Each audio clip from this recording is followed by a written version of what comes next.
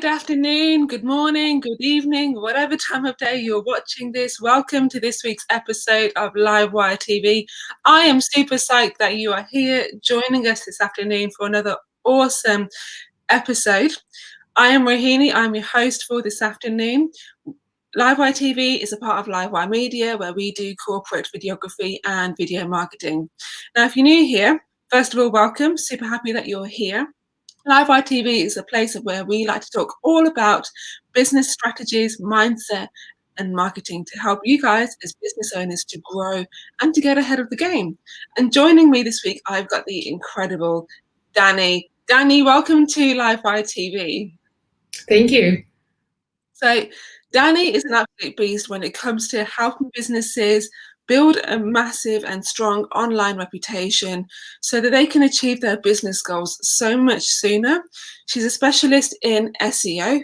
SEO stands for search engine optimization, so she helps you get found by your ideal clients. And one of the key ways that she does that is to help you to build a really strong, awesome online presence that actually grabs your viewers' attention. It grabs the attention of your followers as well. So it makes them think, oh my God, this is the person to go to for what I want to do. So Dani, give us a brief introduction as to who you are and what you do. Hi, so thank you first for the opportunity. I'm really glad to be able to share some of my insight and experience in the industry. My name is Dani Paleva, and I am the Managing Director of Local Fame, a global digital marketing agency with a strong focus on search and organic growth and SEO. We've been around for the last 8 years now. Wow, time flies. And we've helped hundreds of businesses around the world, over 20 countries and in all continents, to achieve business growth through utilizing digital marketing channels, organic growth, paid media, and so forth. I'm really passionate about marketing, and my background is in marketing. I've been doing digital marketing and branding for the last 12 years. Yeah. And yeah, that's it really. Amazing. Guys, if you have any questions for Dani, do drop them in the comment section below. We're broadcasting live across Facebook and LinkedIn and YouTube to a global audience. So I'd love to know, where exactly in the world are you watching from? Drop a comment below. Dani, how did you get started in marketing? Like, what's your background? Well, Rohini, that dates from really back in the days. I've got a business degree. My postgraduate degree is in business and economics, and my master's is in strategic project management. But if I had to pick what moment in my life and career made me focus on marketing, I would say back in the days when I was a child, and it's a very personal experience. I grew up in a modest family in a small town. And my parents are both teachers. So at some point, we were quite struggling, and they were trying to make ends meet. So they decided to venture off and build their own business, a small business, a company that produced and manufactured furniture, luxury furniture. For a brief time, my parents struggled with it. They did have some clients, but it didn't fly off really well. And unfortunately, a few years later, they had to close it down. Wow. So I'm thinking, if they had the right processes and marketing and support in place, it would have been a different case. So I think subconsciously I got into this because I really want to help businesses like my father's and my mom's fly off the ground, and startups, and support them so that they don't have to close down and so that they can succeed. So yeah, that's really how many businesses are forced to shut down in the first few years of trading, and it's a shame, isn't it? It is. Yeah. So do you feel like when you were watching your parents kind of build their business and when they had to close it, do you feel like they kind of lacked that support a little bit, like from somebody like an outsider? Absolutely. They were brilliant at what they did. The product was on point. Unfortunately, they had no idea on how to market their business, so what strategies to implement so that they can show how great their product is and get it out there. They would just rely on word of mouth and just getting some clients from here and there, but there was no strategy in place. There was no solid marketing plan. And yeah, I think I never thought about it. I recently discovered it, but like it makes total sense. In essence, I think I'm helping businesses very similar to my parents, startups and small businesses and franchises, because we focus on the franchising sector as well. So SMEs, they do need that support. And while big marketing companies are interested in corporations and working with the big brands, there should be companies helping startups and SMEs to fly off and to see them succeed, because our success is translates into our clients' success ultimately. Well, every big brand started off as a startup in the first few phases, isn't it? And I think a lot of businesses don't realize that how heavily integrated marketing actually is for their business growth, because they're focused on creating their awesome product or their awesome service. And then they think, now what? How do I sell this? Absolutely. So having this support and strategy in place, or just resources like your own podcast and Livewire TV is great, because it gives this insight to business owners. It shares tips and best practices and how to do it yourself tips. And also, if they couldn't do it, or if they didn't have the time, they could rely to the professionals. Hmm. So you set up your business, you were influenced by your parents' business and that experience as well. And obviously, setting up a business isn't always smooth sailing. So what are the challenges that came up for you in the beginning and even now, and how did you kind of work through those challenges? Well, as you know, marketing is a very dynamic field, and things change, especially a lot with Google, Facebook, and the market leaders. So I think the biggest challenge is keeping yourself up to date with the latest changes, and those are rolling all the time. I think a competitive edge of our agency is the fact that we're global and we work with clients from everywhere. And usually, most of the changes first are rolled out in the States and being tested there. So we would learn and get that innovation and learning from our US clients right away when it's in beta testing. And then usually it takes between 3 to 6 months for this to be rolled out in the UK and then Australia and the Pacifics. So we already know what's coming for the rest of our clients, and we're well prepared to implement those changes so that we can react or even be proactive with the new change. So I think that's one of the things, but it's not really a challenge. It's actually a pleasure to learn new things and keep yourself updated and in the loop. And the whole team is doing so by reading blog articles, sharing experiences, communicating with other professionals in the industry, and just hands-on experience, really. Love it, love it. And you mentioned about the product or the service being rolled out in America first. How do you stay ahead of the game? Because I know a lot of marketers who are watching this, and even business owners who manage a lot of their marketing themselves. They're thinking, I want to know how to do that. Well, there's a lot of testing done. Obviously, Google, and the big players, they do have some press releases, but they never tell you exactly what they're doing, or this is the formula, this is exactly what we've changed. They give you a hint. But being in the industry for so long, I suppose, gives you an idea how to read between the lines. Right. And to understand what exactly is happening. I think as a tip for business owners, I would say, don't always trust what you read, because there's so much, so many resources out there and so much information that's not necessarily always correct. Check your resources first. Make sure that you know who you're following and who you're listening to. And I think looking back to the basics, following your tracking tools like Google Analytics, and seeing everything in perspective over a period of 3, 6 months, a year, that gives you a much clearer picture rather than reading a blog article of someone that says that they're an expert in the field. It's all about planning ahead, isn't it? And I think if you're going to follow somebody, like look at their reputation and look at what they've built themselves and kind of decide then, is that really for me? Is that the avenue that I want to go down?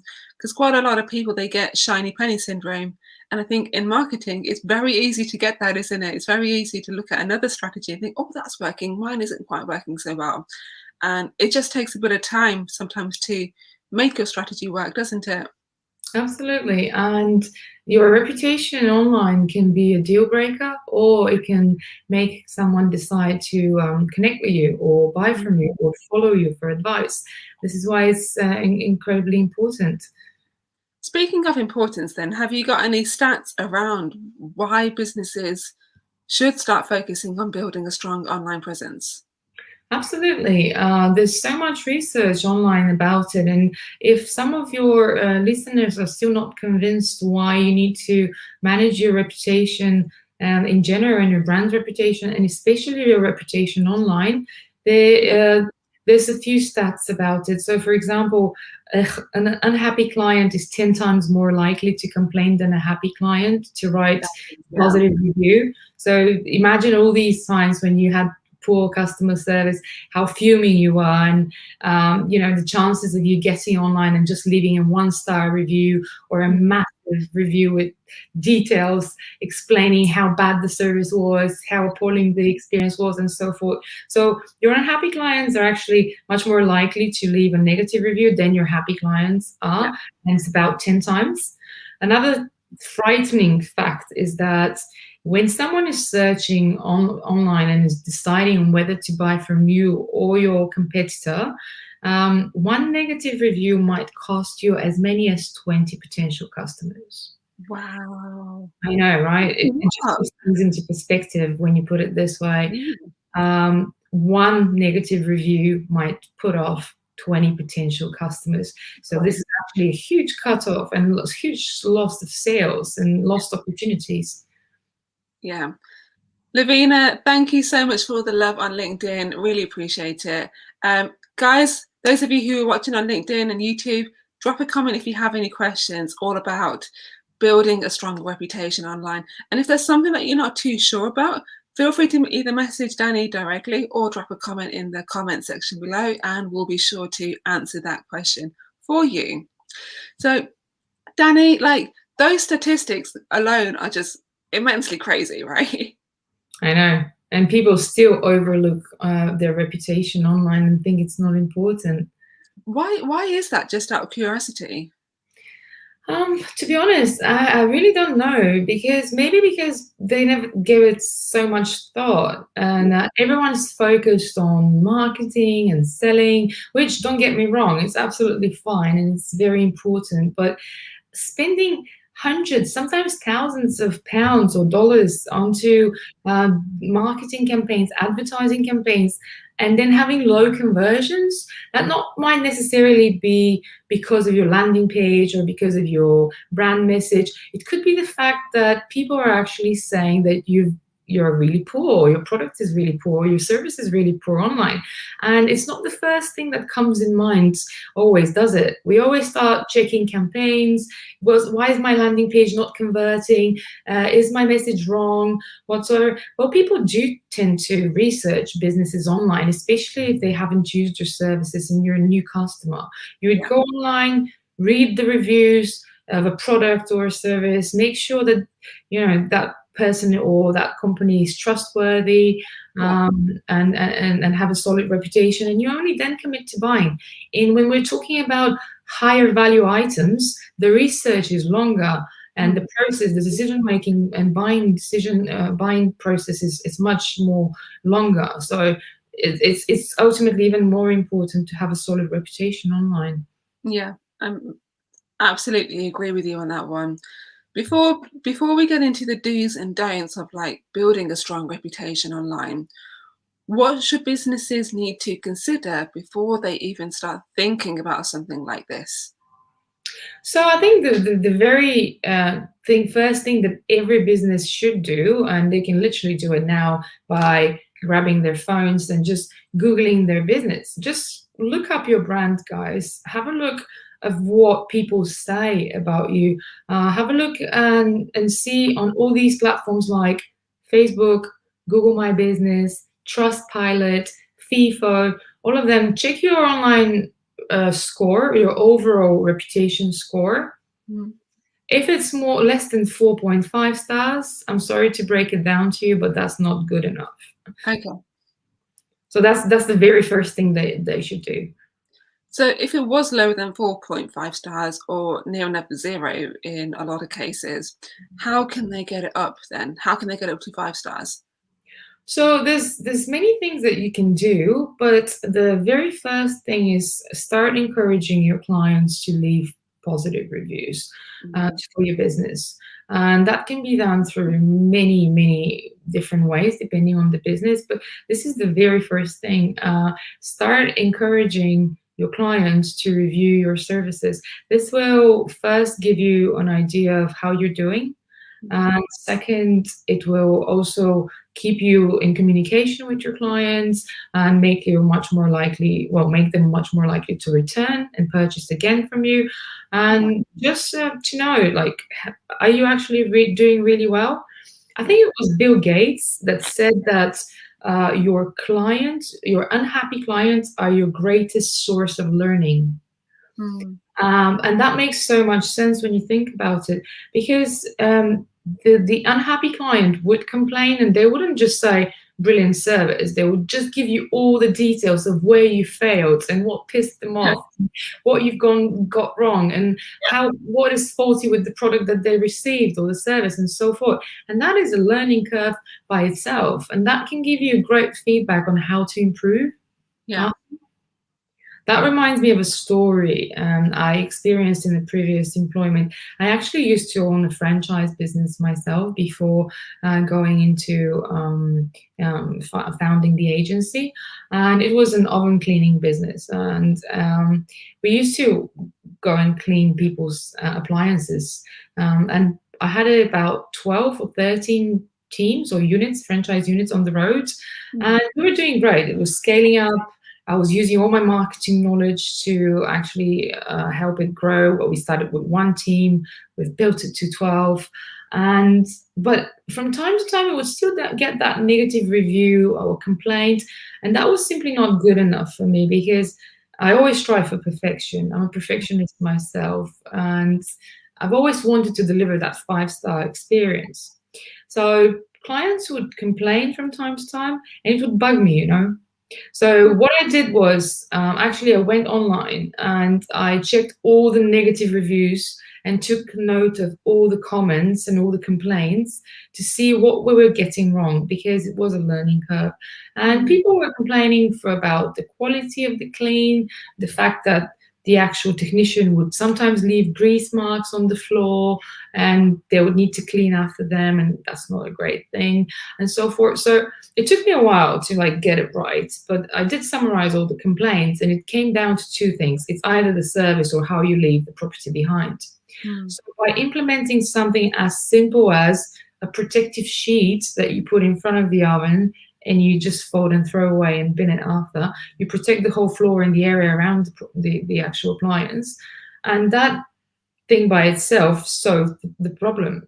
But what we did further was we came up with this inspection sheet where we asked clients at the end to review our service and inspect the actual job and sign and say, I'm actually satisfied with this. So that solved all our issues, and it not only stopped negative reviews, but increased positive reviews that we were receiving online. It was so simple. That's such a great hack about learning from the negative reviews that you get and actually asking for the reviews as well. And I think part of that is kind of being open and being vulnerable to negative feedback, because a lot of business owners, this is their baby. They don't want to hear something bad about it. No, of course I think not. it's good to be open about the feedback, because so many entrepreneurs, like bigger entrepreneurs like Jeff Bezos, say, learn from the bad experiences because they will teach you so much more than the good ones. And I love that, because it's so true. Absolutely, it's very important to accept the fact that you're not perfect. As much as you would love to be, you don't deliver the service yourself. First of all, so for that particular example, I had to just go on the road with some of the technicians and actually inspect some of the job myself and see the process. Because if you stay in the office and stay disconnected with the actual business, and you don't see how the actual service is being delivered or the product is being packaged and so forth, you don't have a clear idea of what's happening in your business. So I would encourage business owners to sometimes take the lead and actually either deliver a service or go behind the till and actually speak to some of the clients. Yeah, just get hands-on to see where you're failing or where you're being great at and just enhance that. Yeah. But to get even more practical, what businesses can actually do is after you've delivered the service or the product, something as simple as setting up an automated email that you can send to the client asking them for a review can make a great impact. So people don't, when they're happy, they don't think about appraising your business online. So you need to give them a gentle nudge and just send them this email. Well, it's automated. It takes literally a couple of hours to set it up and write the content, or even less than that, and set it up once. But it will continue adding value and just adding benefits to your business. Yeah. Setting up an automated email. If it's a face-to-face service, if you can just print out some business card size and just leave it at the client's property and ask them to review online on whichever platform you prefer, whether that's going to be Trustpilot or Google or whatever. Which review platform would you recommend? I mean, I know Google is going to be up there because obviously it's the biggest search engine out there. But what other review platforms would you recommend and why? So obviously, because of being an SEO, for us, Google has the highest value, and that's Google My Business. So for local businesses, that should have a Google My Business, and if you don't, go away and do it right away, because it's such a missed opportunity for every local business. But if you do have a Google My Business listing, reviews have proven to be a great ranking factor. Believe it or not, Google is never going to admit it, but having more reviews rather than zero or a couple is actually a ranking factor for your local business amongst other Google My Business listings. And also just think about the conversion. So imagine yourself being a client researching 3 identical businesses. Let's say you're not sure, I don't know, let's say a florist, and you're not sure which florist to buy, and you've got 3 of them, and you look them up online, and one of them is slightly closer, but it's got only 2 reviews, and the review score is about 2 stars. And then there's another one that's a little bit further away or a block away, but it's got a great 4.5-star review system, and it's got about 200 reviews, not 2. So obviously, which one are you going to click on if you just see them? It makes such a difference if you see the star rating next to the actual listing. So as much as you're spending on ads or on organic SEO or whatever, if your reputation is low and if you don't have any reviews, and the business that is ranking next to you has a 4 or 5-star reputation and hundreds of reviews, no brainer. The client will still click on them, not on you. So your conversion will still stay low. So this is why reputation goes hand in hand with marketing strategy and conversion and sales and all that. So you might be spending loads, you might got amazing campaigns, but your conversion might not be great or could be bettered. Even if you're happy with your conversion, imagine how much better it could be if you improved your reputation online. It's amazing how all of this stuff actually works. So just to summarize so far, so we've got using the customer's negative experiences as a learning curve, getting reviews online, preferably through Google. What other awesome tips have you got for us?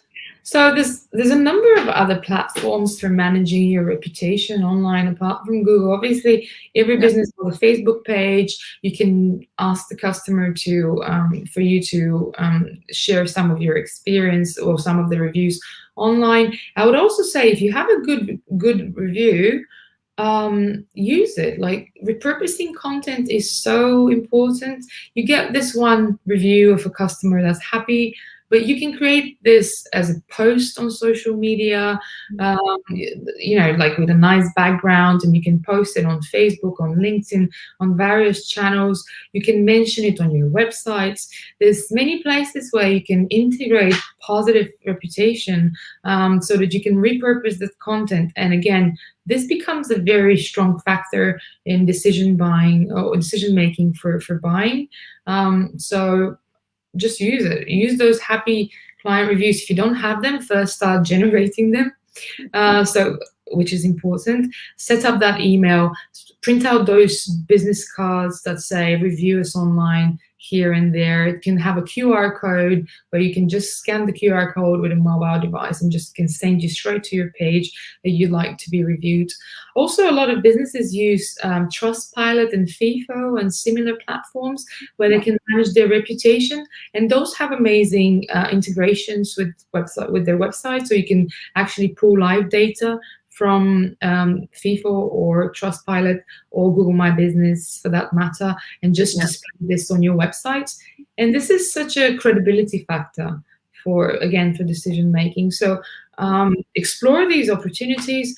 Some of these platforms actually create your business listing automatically. So there is a chance that you might have not created or signed up for this platform, but because they scraped it off Google, you might already have a profile and you don't know what's happening on there. Would you really leave your reputation in the hands of customers without keeping it unattended or managing it in any way? I wouldn't. It's a good question. Yeah, I wouldn't. Definitely. Anyone can be saying anything about your business. And that leads me to my next point about answering to reviews and managing the reputation. You will get inevitably a negative review or two, as good as you are. And you might deliver an amazing service, but sometimes customers can be unreasonable. We all know that. But a way to manage this is actually to respond to those reviews. A negative review or left unresponded or unmanaged is causing you so much harm. And I mentioned that earlier. 20 potential customers. Imagine in terms of revenue, how much you're losing from one negative review. And sometimes it just happens. You can't guarantee that someone's not going to be unreasonable or have a bad day and can't go and complain. But answering it, sorry. So really what you're saying is manage that review from a logical point of view and not so much an emotional point of view. Oh, absolutely. Just being reasonable. I think it's important to not respond from your own inner emotions or negative energy or anger or frustration. Look at it from a logical point of view and look at it from like an outsider's perspective, if possible. I think that's a really good tip. Absolutely. And then there's so many ways on how to do this, and don't get emotional. If you're the business owner, it's probably not a good idea to do it yourself. You have someone to outsource it to, and a person that's going to be responsible for managing the reviews and answering to those.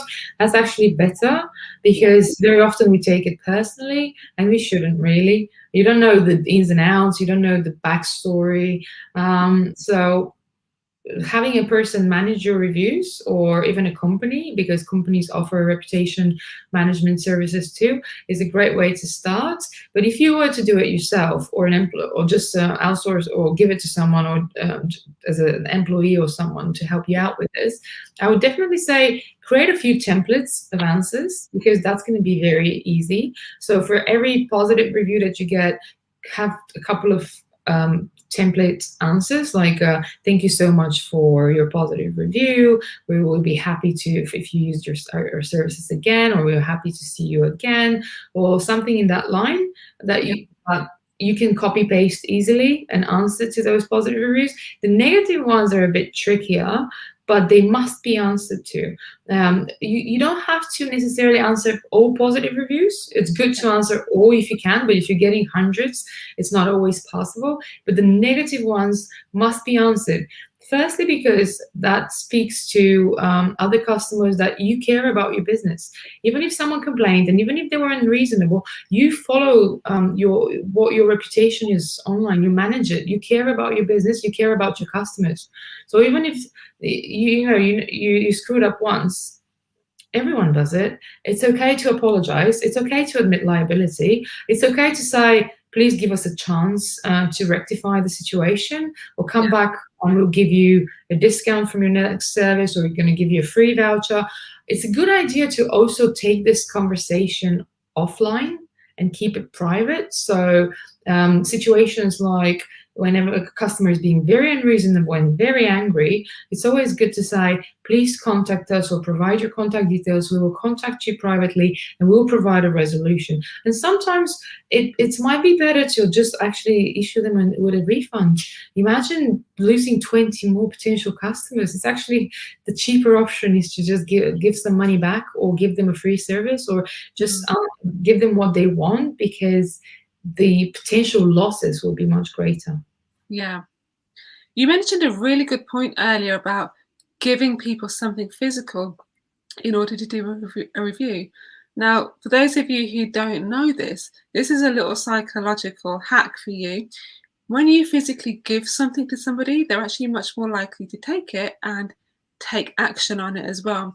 So it's a lot stronger than saying to your customer or your client, can you leave us a review online, because they may forget. I forget things soon as I leave the door. So but if you was to physically give something, they're much more likely to remember and therefore take action on it as well.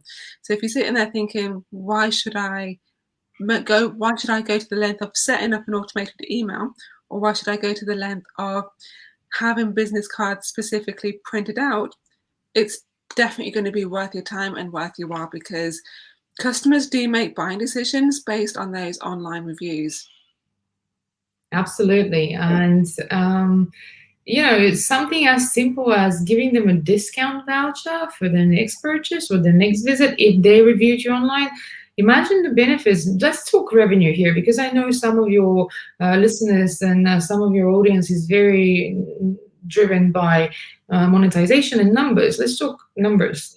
A happy review that will potentially bring you another customer, giving 10-20% discount from their next service is nothing. A negative review that will lose you 20 customers and 20 times more in revenue.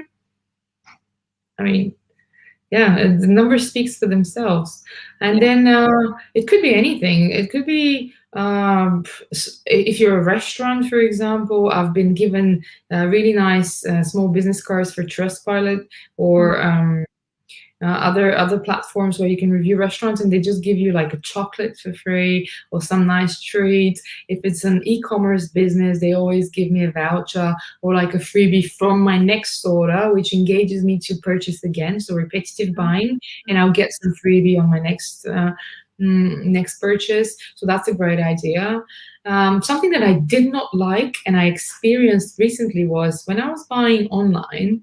I'm a bit of a fitness enthusiast myself, so I do buy protein shakes and supplements online. So I was buying this online, and then I left them a 4-star review just because I liked the product, but I didn't absolutely love it. Right. Because of certain particular nutrition facts. And then actually I was surprised to get an email a few days later from a person, it wasn't automated, saying that they look after the customer service and the experience and the reputation online for that brand. And that person was asking me to change my review to 5 stars, and they would give me a freebie for that. So imagine how focused that company was on actually improving their reputation to 5 stars, because 4 stars was not good enough for them. I didn't particularly like it, and I didn't change my review because I don't want my opinion to be bought by anything, but I'm sure a lot of people would do it for a freebie. And just from raising from even half a star, your overall online score from 4 to 4.5 or 5 stars, it just makes a tremendous change in your revenue and difference in your revenue and in your sales. Is there something that businesses can do via social media other than reviews? In terms of online reputation? Yeah. Yeah, absolutely. If you have a happy client that is Happy to review your service with a video testimonial. That's even better.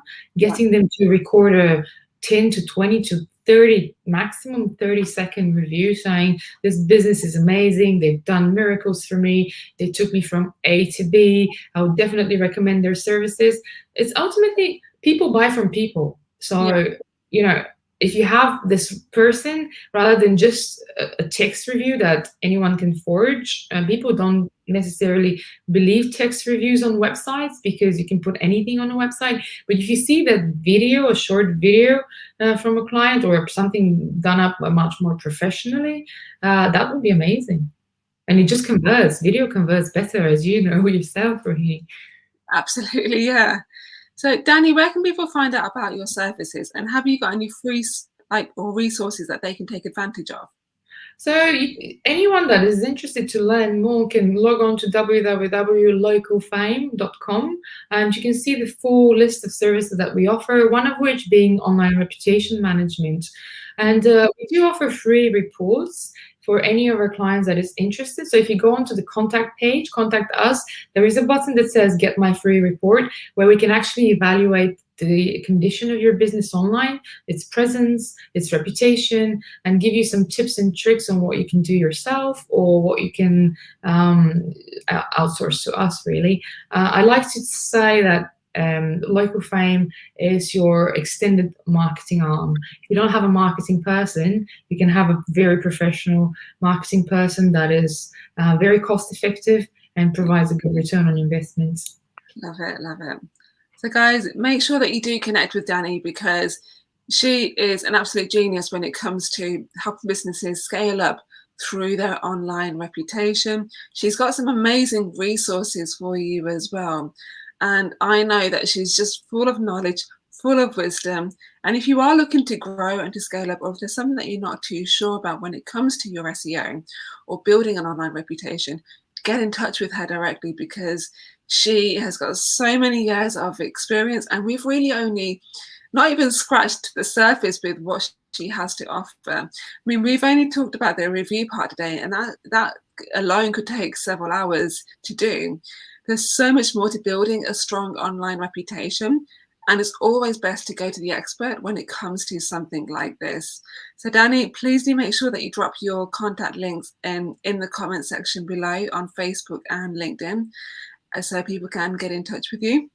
But I really appreciate you joining us today and sharing your awesome wisdom.